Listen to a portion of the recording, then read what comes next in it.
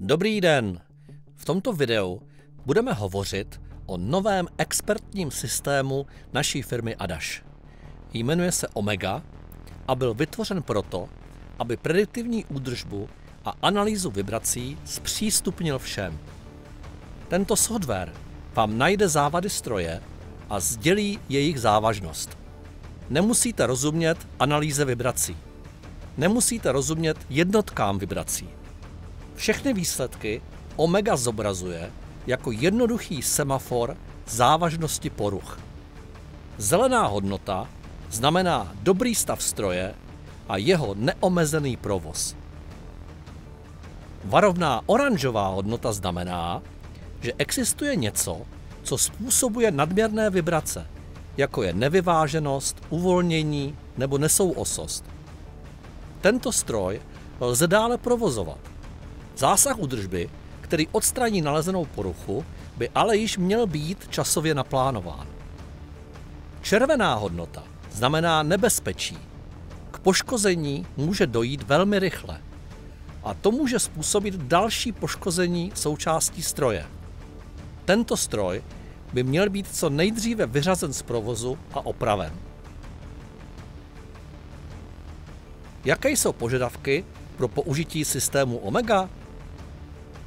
Potřebujete vibrační snímače a online jednotku Adaš.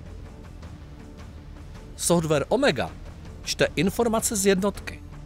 Poté identifikuje závady a sdělí vám jejich závažnost. U každé závady je také vidět vývojový trend.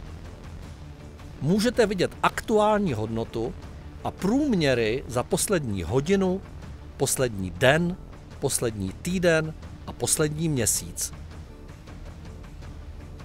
Dobrá vizualizace řekne více než 1000 slov. Můžete si vyvinout své vlastní úžasné obrazovky pro diagnostické informace, které Omega dává. Všechny hodnoty využívané pro zobrazení jsou dostupné na OPC serveru, který je nainstalován v každé online jednotce. Stav a závady stroje jsou hodnoceny na základě normy ISO 20816. Můžete ale definovat také své uživatelské limitní hodnoty pro varování a nebezpečí. Omega obsahuje zcela nový algoritmus pro hodnocení stavu ložiska, který jsme vyvinuli. Dnes je mnoho strojů poháněno frekvenčními měniči a ty generují silný šum na vysokých frekvencích. Tento šum v podstatě znemožňuje správné měření stavu ložisek. Náš algoritmus tento šum umí odstranit a vyhodnotit stav ložiska naprosto přesně. V následujícím videu vám ukážeme, jak expertní systém Omega nainstalovat a nastavit. Děkujeme za sledování tohoto videa.